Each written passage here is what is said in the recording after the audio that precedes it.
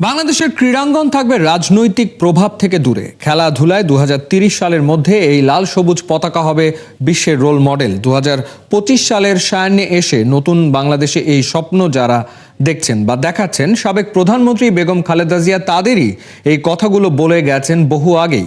আপসহীন দেশনেত্রীর মহাপ্রয়াণে খেলাধুলার প্রতিটা কোণ, প্রতিটা মুহূর্ত এই রাজনীতিবিদকে তাই স্মরণ করে গভীর শ্রদ্ধায়। খালিদ জামিলের রিপোর্টে বিস্তারিত। ইতিহাস সবসময় শুধু ইতিহাস নয়, কখনো কখনো কারো কারো মনে তা স্মৃতি হয়ে রয়। তেমনি এক সোনালী স্মৃতি থেকে ইতিহাস হয়ে যাওয়া বাংলাদেশের সেই সাফ জয়। সেমিফাইনালের সুপার রাইভাল ভারতকে গোল্ডেন গোলে হারিয়ে ফাইনাল, আর তারপর জাতীয় স্টেডিয়ামে মালদ্বীপের বিপক্ষে সেই ঐতিহাসিক জয়, যে ইতিহাসের সাক্ষী হয়েছিলেন বেগম খালেদা জিয়া। তিনি তখন দ্বিতীয় মেয়াদে বাংলাদেশের প্রধানমন্ত্রী। স্মৃতির পাতা ধরে চলে যান আরও পেছনে। ১৯৯৩ সালে ষষ্ঠ সাউথ এশিয়ান গেমস। ছোট্ট অর্থনীতির বাংলাদেশ করল বিশাল এক আয়োজন। পুরোটাই তত্ত্বাবধান করল খালেদা জিয়ার প্রশাসন।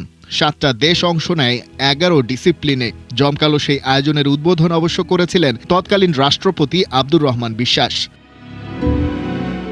তবে বেগম জিয়ার ক্যারিশমেটিক লিডারশিপের প্রভাব বাংলাদেশের ক্রীড়াঙ্গনে কিভাবে আর কতটা পড়েছিল সেটা বুঝতে হলে ঘটনাগুলো দেখতে হবে আরেকটু গভীর দৃষ্টিতে। যার সতর্ক অবস্থান ছিল দেশের খেলাধুলায় যেন কোনোভাবেই ঢুকে না পড়ে রাজনীতি। তাই তো বিভিন্ন স্পোর্টস ইভেন্টে রাষ্ট্রপ্রধান হিসেবে হাজির হয়েছেন ঠিকই, কিন্তু ক্রীড়াঙ্গনে তার প্রভাব বলতে ওটুকুই।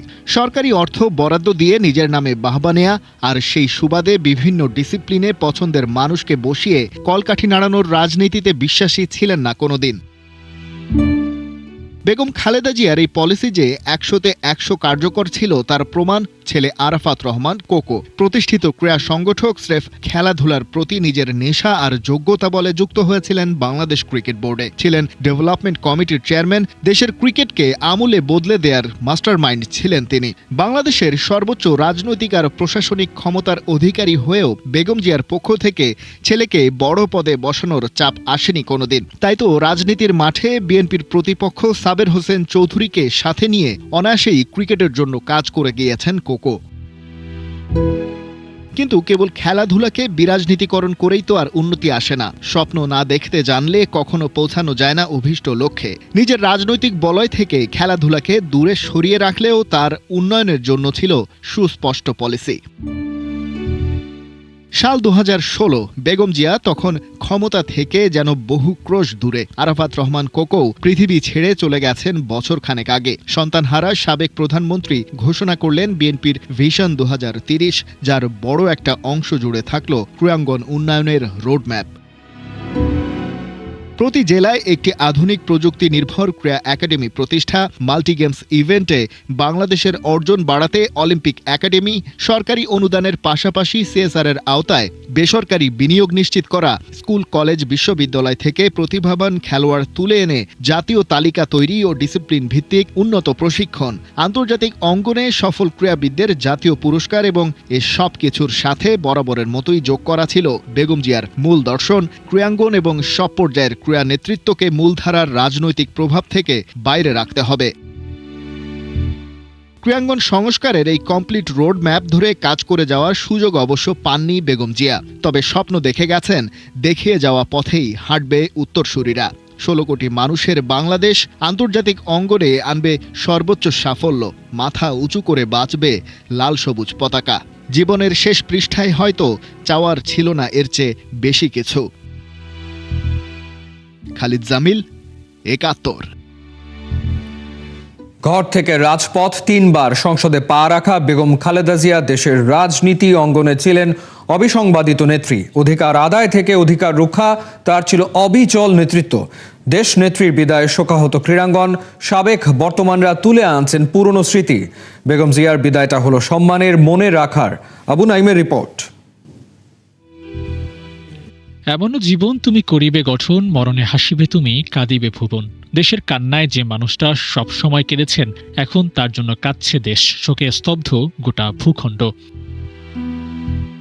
শোকে ছেয়ে গেছে ক্রীড়াঙ্গন। সাবেক বর্তমানরা এই শোকে পাথর প্রায়। কেউ কেউ স্মৃতির পাতা থেকে টেনে আনছেন তার সাথে জড়িয়ে থাকা মুহূর্তগুলো। বাদ যাননি বিসিবি প্রধান আমিনুল ইসলাম বুলবুলও।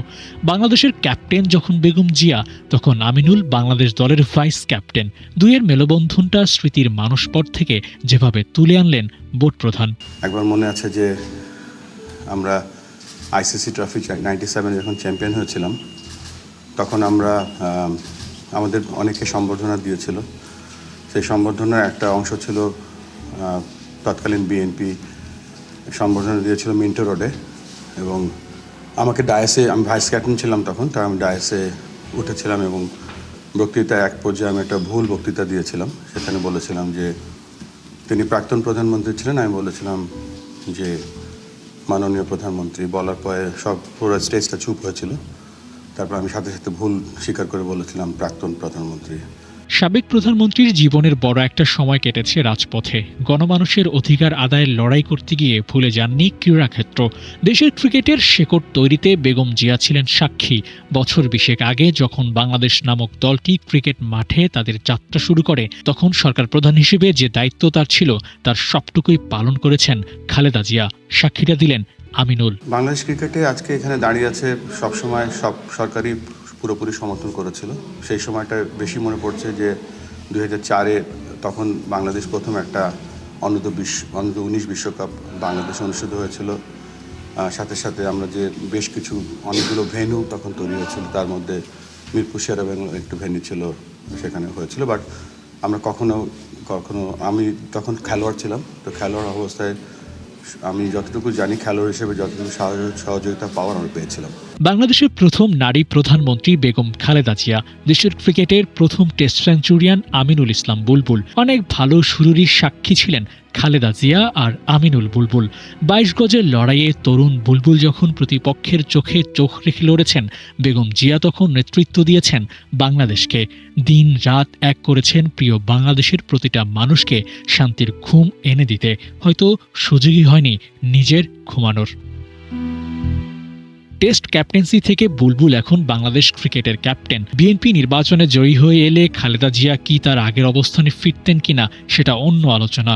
তবে বিসিবি প্রেসিডেন্টের সাথে পূর্ব পরিচয়ের সূত্রে হয়তো মাথায় হাতটা রাখতেন মমতাময়ের মতো, কিন্তু তার কিছুই হলো না। আইসিসি ট্রফির ওই সম্বর্ধনার পরে ডিনারে আমাদেরকে নিয়ে গিয়েছিলেন এবং তখন কিছু কথা হয়েছিল ক্রিকেট নিয়ে। বিদায়টা ধ্রুব সত্য, তবে কীর্তিমানের মৃত্যু নাই সেটাও বোধহয় ভুলে যাওয়ার জো নেই। বিদায় দেশনেত্রী। আবু নাইম, ৭১। তারকা ক্রিকেটাররা সবাই প্রায় নিজেদের সোশ্যাল মাধ্যমে দিয়েছেন শোক বার্তা। তবে তামিম ইকবাল ফেসবুকে পোস্ট করার পাশাপাশি এদিন এসেছিলেন গুলশান কার্যালয়। বেগম জিয়ার মৃত্যুর খবরের পরপরই গুলশান কার্যালয়ে বাড়তে থাকে নেতাকর্মীদের ভিড়। দলের সিনিয়র নেতারা তো বটেই, বিভিন্ন অঙ্গনের তারকাদের এদিন দেখা গেছে গুলশানে। তবে ক্রিকেটারদের মধ্যে কেবল তামিম ইকবালকেই দেখা গেছে। গণমাধ্যমের সাথে কথা না বললেও তামিম ইকবালের চেহারায় হতাশা ছিল স্পষ্ট।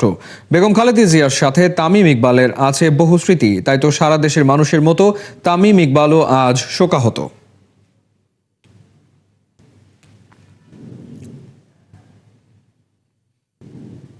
নতুন বছরের নতুন সূর্যোদয়ের আগে এক মহাকালের সূর্যাস্ত। হাবিবুল বাশার, আশরাফুলদের কত স্মৃতি জমা। খালেদা জিয়ার কাছ থেকে পূর্বাচলে সেই জমি পাওয়া আজও তাদের কাছে সবচেয়ে বড় উপহার। ভিনদেশি কোচ ডেভ ওয়াটমোর মুগ্ধ হয়েছিলেন তখনকার প্রধানমন্ত্রী খালেদা জিয়ার আতিথেয়তায়। নাহিয়ান বিন জসিমের রিপোর্ট।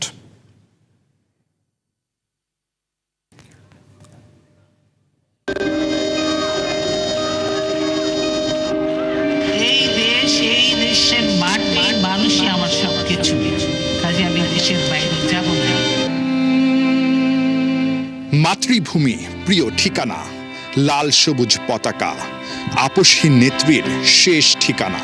জীবন বাংলাদেশ, মরণ বাংলাদেশ।